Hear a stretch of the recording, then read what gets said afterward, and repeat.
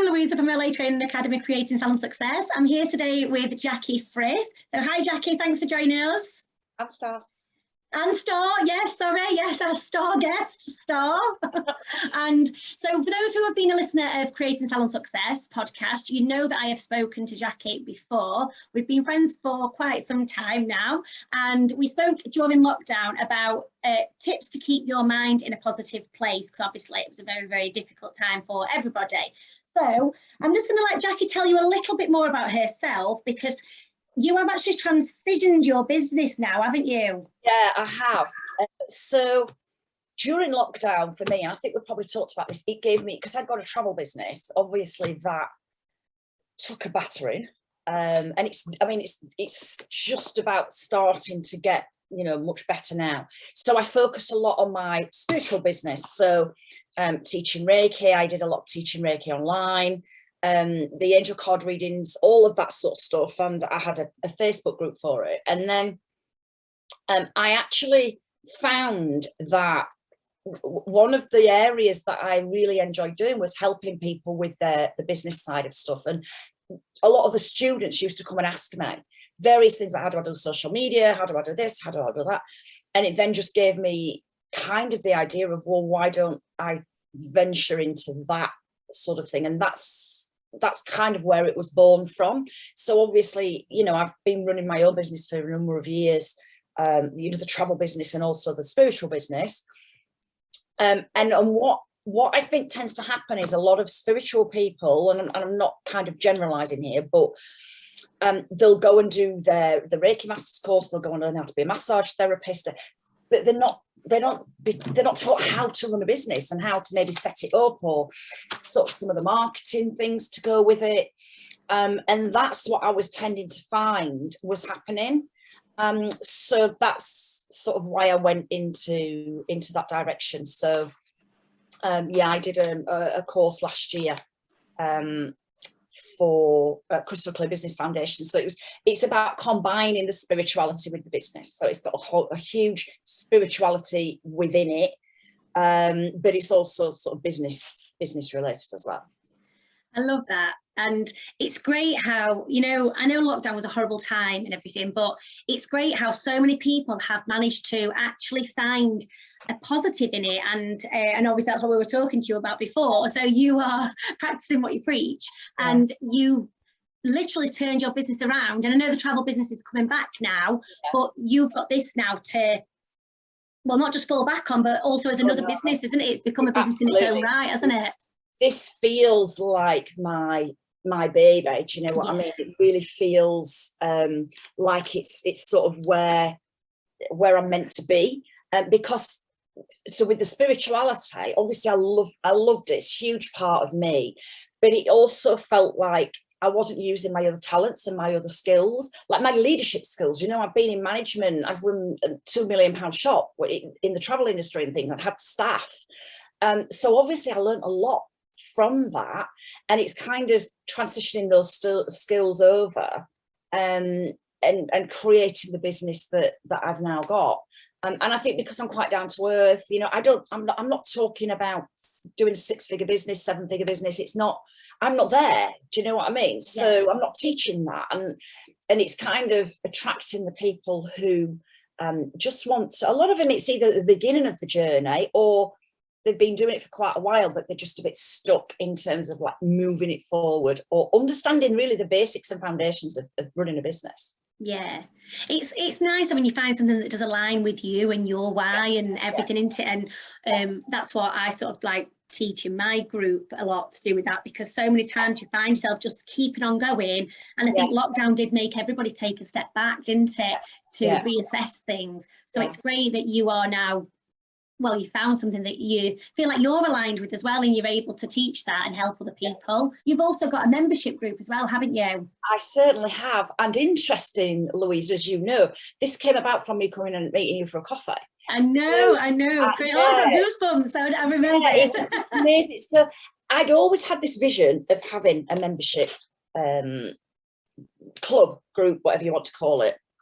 But I didn't know how to do it. I just wasn't sure how to get it off the ground or how I was going to move forward with it. And then I was coming to the end of the course that I was running, so the Crystal Clear Business Foundations, and I wanted to find a way of letting those people on that course have access to me. And obviously, when I was talking to you, you was telling me about how you set up your membership, and you only had a few members to start with, and then it's obviously got. It was like a light bulb had just gone on in my head, and I'm like, oh my goodness, because I'd already got the platform, I'd got the membership platform already. And I literally went home that day and went into my group and said, right, this is what I'm going to be doing. Who's in? Most of the people from the course have moved over into the membership. Fantastic. I loved it that night when I got your messages, like, yeah, I've got 2 members. Yeah, 3, yeah, 4. yeah. So it's called Raise Your Vibe and Thrive Society. So again, it's very spiritually based sort of theme around with business as well.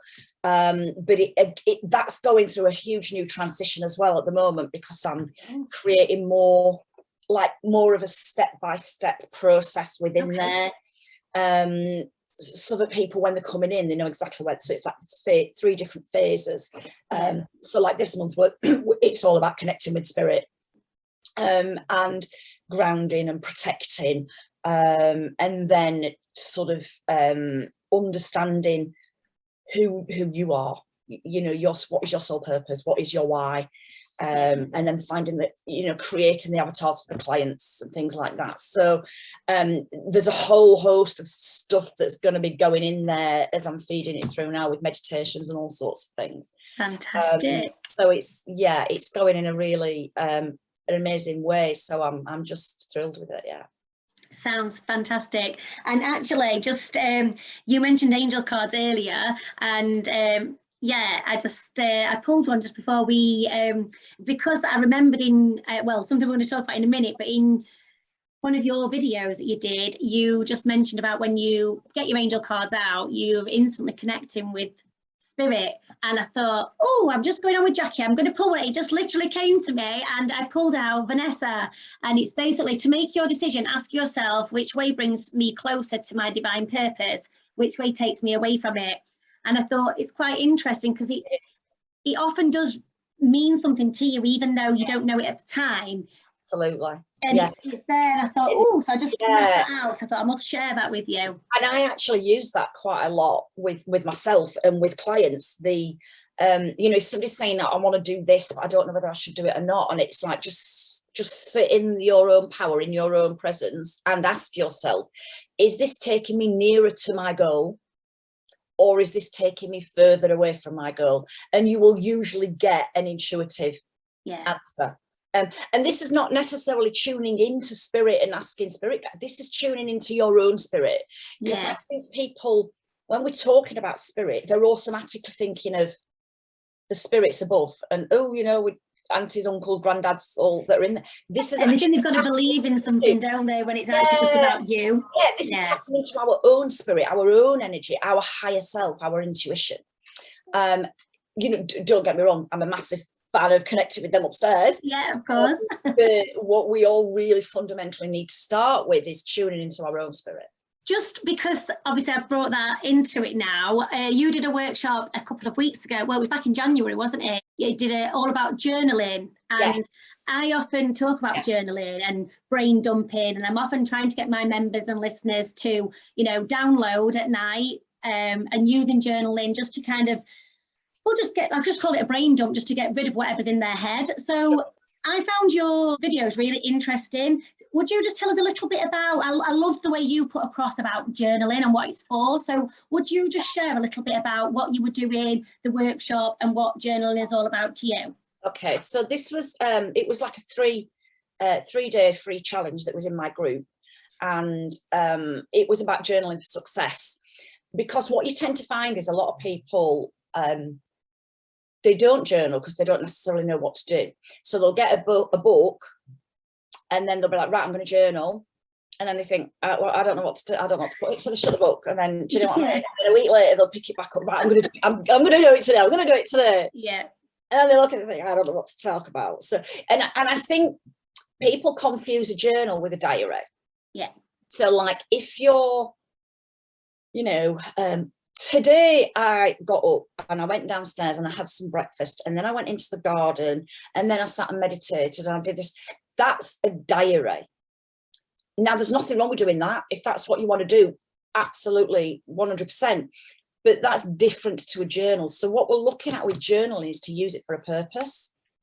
So yes, you can use the brain dump, but you're probably going to get less.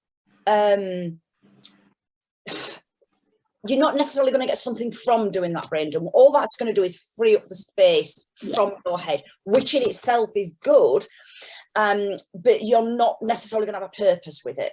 Yeah. Unless you're going to unpick what you've brain dumped, okay?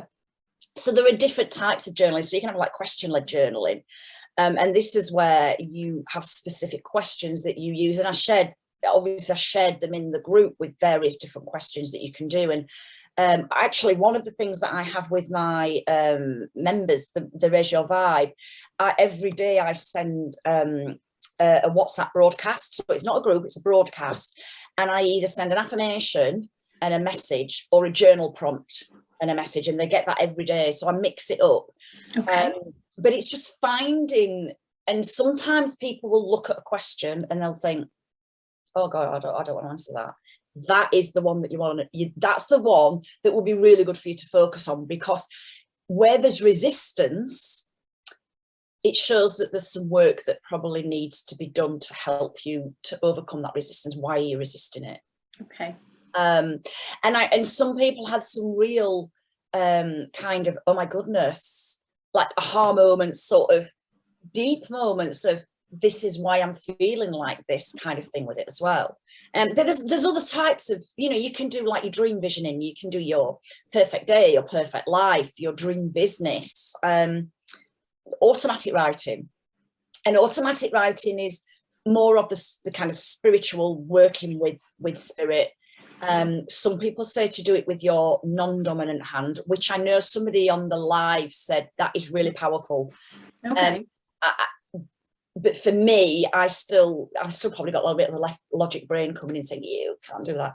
But it's basically where you just sit and you get your pen and you just tune in spirit and saying like, what do you want me to know? And then you just write.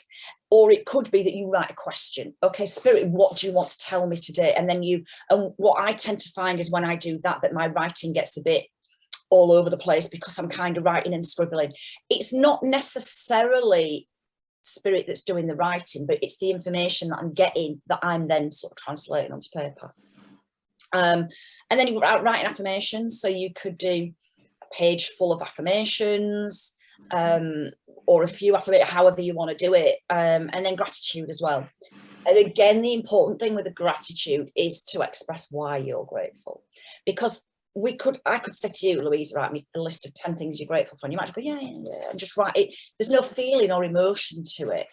When we're thinking about gratitude, we want to create that feeling inside, and the emotion that goes with it. So when you connect it with the why you're grateful, that's why it then will create that sense of happiness, in order to sort of attract more things to make you feel grateful for. It is a nice feeling that as well, isn't it? I feel like it's quite empowering when you've got that bubbling inside. Absolutely. And you're sort of feeling like warm and fuzzy and just really, really grateful. Absolutely. And sometimes it's so easy to just, I've done a journal, a diary for with a few prompts in it for my members. Anyone can have it, but I generally did it for my group. Yeah. And in it, I think you could quite easily be like, right, 3 gratitudes, done, and before you're not really kind of, you're thinking about it, but you're just doing the job, aren't you? You're not really getting in the zone. And I actually thought about this yesterday, because I was filling it in, and I thought that was what I was doing yesterday. I thought, no, I need to stop and take a bit of time to do some reflections, and for like say last week and stuff, and really get in the zone of what I was grateful for, what didn't work out, and not giving myself a hard time about it, but being grateful and thinking about why I'm grateful, because what it led to, etc. Right. I mean, it's because sometimes, because if I'm doing sort of like full moon ceremonies and things, we always do gratitude on that, and sometimes people put, I'll say like, what you're grateful for, my family, my dog, my house, and it's like, those are just... Tell us a little bit. You spoke about triggers and how journaling can, you know, lead to triggers and your body's processing. It's a process that it's got to go through. Tell us a little bit more about that. Yeah, so and this is where journaling can really help and really come. And when we think about journaling, if we think about it as a healing process, okay, so it's not just necessarily writing things down for the sake of writing things down. It's actually working through it as healing.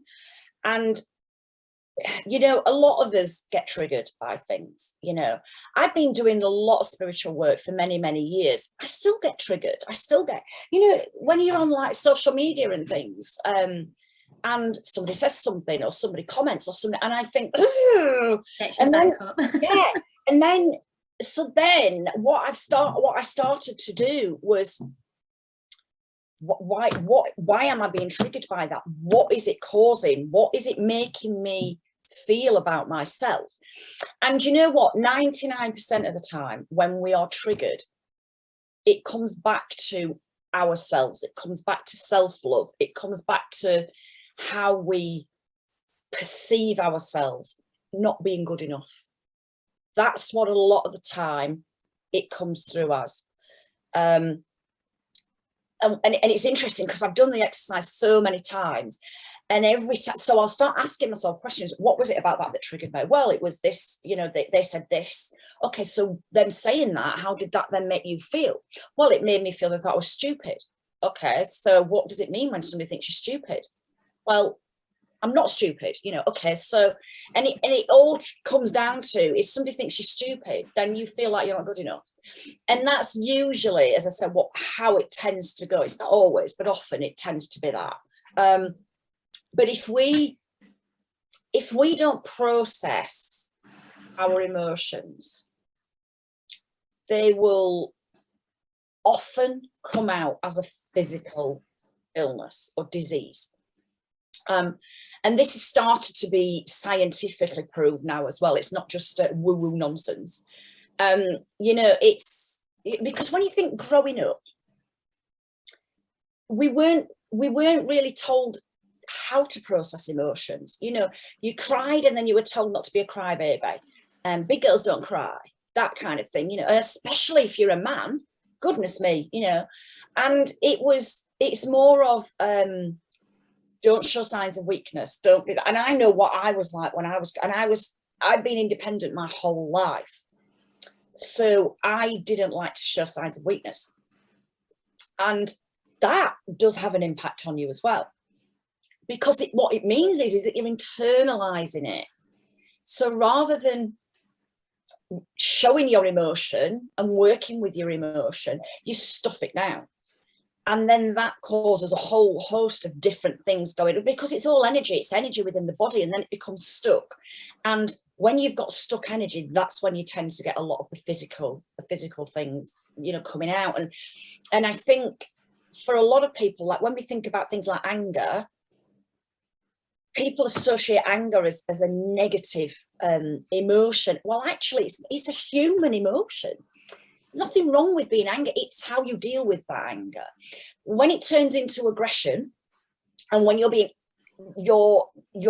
putting that anger onto somebody else in terms of how, you know, you're being aggressive with them and things like that, that's when it becomes an issue.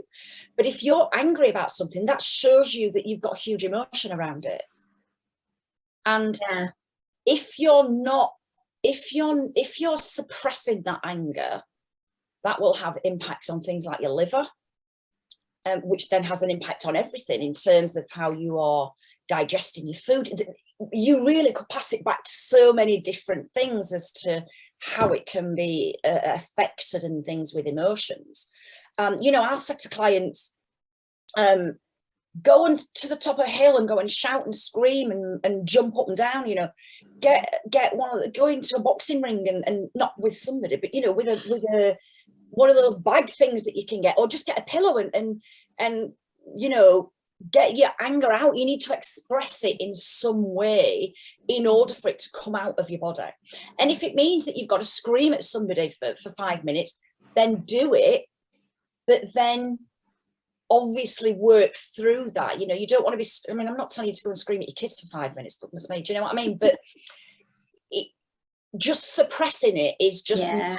And I think sometimes when people are spiritual, they feel that they're not allowed to be angry because it makes them not spiritual. That's just a crock of, you know, bull, BS, because it's just a human emotion. And this is where we go more into like the shadow stuff. Oh, I was going to touch on this because you did mention that, and I found that quite interesting. Yeah, I've been doing, I mean, I'm not an expert on shadow work, but I have been doing some shadow work, and I do understand. So a lot of it is where, say you, it's about the facade often that we put onto the outside world. So like with the anger, we don't want to admit that we feel anger. We don't want to admit that we feel jealousy or envy, because it makes us a bad person. And it's actually about bringing that into the light. Well, not necessarily into the light, but it's about merging the two together. You know, you can't have black without white. You know, it's the polar opposites, and we are made up of the shadow and the light. And it's about bringing them both together and accepting them, you know, and to try and bring a lot of the shadow stuff into the light will then help you to heal it, you know. So again, it's not all about sort of diving in and going into your darkest, deepest paths and dwelling there. It's about understanding what it is. How you react now is usually something that's from the past that's making you act the way that you act. And it's about understanding why that is, and then releasing that and forgiving that, and then moving forward with it. Yeah, I think it is hard, isn't it? Because I know I often feel quite angry or resentful about things, and you do think they are really bad emotions, but I'm generally a happy-go-lucky person. But it doesn't mean that I don't feel some of these things. And like you said, you just need to look at what's triggered that feeling and look at why, and is it something that's been suppressed from before, or even recently. It can be a grief, it can be anything that you've just not dealt with properly, can't it? And obviously when you're a business owner or just going through life in general, but being a business owner, you kind of got to be on your game all the time, haven't you? You haven't got time for this. That's why it's important to journal and download. And do you know what, I think it's been brought more into the forefront with social media, because people on social media a lot of the time will share, particularly on Instagram, their best life. Yes. You know, we're living the high life, I'm living this, I'm doing that, and this is how I look, and this is how my filtered photograph looks. Do you know what I mean? And then other people see it and think, oh my God, look at what she's doing, I should be doing that. Why aren't I doing that? Why I got those? But what these people are not doing is showing you the reality of it. And for me, I think for me as a coach, as a spiritual coach and a business coach, I think it's incredibly important that people understand the journey. Absolutely. It's not something that I'm triggered by social media at all. I don't, because I know it's a pile of poo, you know. I just think, whatever. But the amount of people I know that get so angry about it, and I go, well, have you not seen those pictures where you've got the perfect table of the kids and they're all sat with the little lunches and everything, and then they do that, you slide along and they've got the absolute chaos that it turned into, and it's like Instagram be's reality. I love those pictures, and it's so true. So it's kind of like, if you don't have to put your cellulite on and you've got a good shot of your leg, you might pull that on. But you know, I would, because I'd be like, blinking it, look at me. Yeah. Far between, but I don't really use filters, probably because I don't really know how. But to be honest, I don't. The only thing I use the portrait feature on iPhone, which I think is an amazing feature, actually. I haven't got an iPhone. And that is the reason I went straight from a 7 to an 11, just so that I could get the You're like, whoa, look at me. But it's good because it blurs the background and stuff. So it's brilliant for taking. I think it's fantastic what's out there. You just got to not let it trigger you and think, well, actually, I've got an all right life. You know, I might not be supping champagne and on a private jet, but I'm okay. And I think, Louisa, that fundamentally is what it is it's it's understanding, because I think what people often tend to do is we're focusing on what we haven't got rather than focusing on what we have got. You know, and if you just took a step back and thought, actually, I've got a beautiful house, I've got a beautiful garden, I've got amazing friends, I've got this business, or I'm doing this. When we really start to look at that, it then will allow us to then start to attract more stuff. But yeah, it's more about looking at us rather than looking externally at what other people have got. Let's focus more on what we've got as people. Yeah, I think that's a really good way to think, actually, and probably a good way to sort of finish that discussion on, because I think it is that, isn't it? All about gratitude, journaling, getting deep into yourself, but then looking at what you actually have got and being grateful and really getting into that zone of gratitude, not just I've got a house, got a good family, thanks, got my health, all good. Because you might as well just write a list. You might as well just write a tick list, isn't it? It's the same thing. Do you know what I mean? And that's, there's no point in doing gratitude if you're not gonna go into those feelings. Yeah, definitely. So one, you just spoke about shadow, and I know I did say we just finished, but one thing that you did trigger me to was the archetypes. You brought out some cards, and now I haven't done a lot, so I got this from one of the coaches that I've been working with, and I've only just recently sort of like spoken about this, and then when I heard you talk about it, I've got to just mention it. So I want to get more into it, understand more. I bought that. There's a book that goes with it, and it's Caroline Miss or Mass, I'm not sure how you pronounce it, and I've just found her on Gaia channel as well, so I was like obsessed about watching her. So these are the cards. The book is The Sacred Contracts, I think, or something like that. Okay. And then the cards, they're not pretty cards, they're just, but what the idea is behind it is that we all have sort of 12 archetypes that make up our personality. Right. And if anybody's followed like Carl Jung, Carl Jung is massive with the shadow work. He's the one that really sort of created the shadow work as such, as we do it. He's got different archetypes to this, but he talks about things like the Joker, the visionary, so there's all different ones that he talks about, the rebel, and a lot of the time what we tend to find is that they're all weaved into our own personality, but you tend to have some more than others. But and what I found really interesting, I'm not a Harry Potter fan at all. I've never really watched anything. Me neither. The Harry Potter films are very much based on archetypes. Right. And so is Star Wars. Right. So you've got your heroes and your villains, that type of thing. But the Caroline Mass ones, so she has all of, there's like 70 odd cards here. And you work through and find which ones you think are your 12 personalities. And it's about understanding more about who you are. And like you've got the warrior, the visionary, the virgin, the victim. So there's all sorts of student. And the queen, which as spiritual sort of women, the queen energy is the kind of energy that we want to be going through. Do you just pick the cards that you're drawn to, or do you just kind of shuffle them and pick them? What you would do is really, so this is not like doing oracle cards as such, not the same sort of thing. There's more of a purpose to it. And I bought these last year and they've been stuck in my drawer.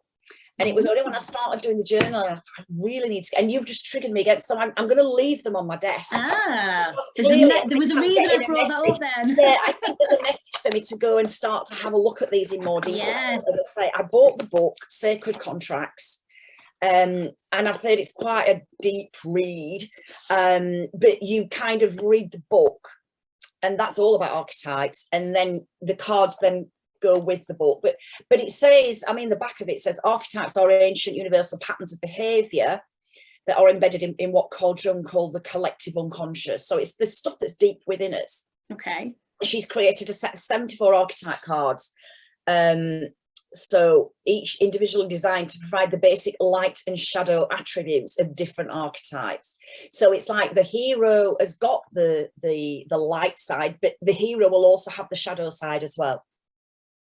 And then there's a booklet that goes with it telling you all to do it. And it talks about the sacred contracts book here. So I probably need to get, and again, interestingly, I've been moving stuff around in my lounge, and I moved some books onto the TV stand straight in front of me, and the one that I'm looking at every night is the sacred contracts.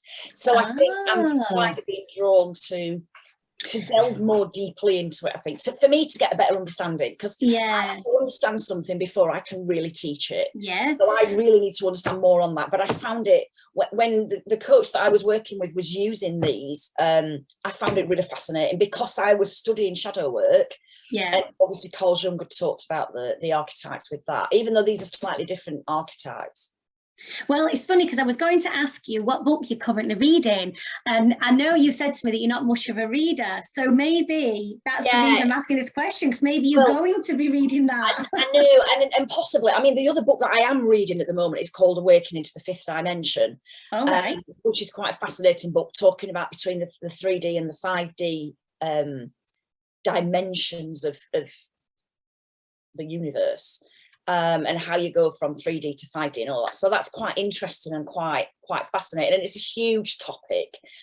And again, ascending into the fifth dimension is something that I'm very interested in, and want to learn more about that. Right, I have to look at that myself, because that does sound very interesting.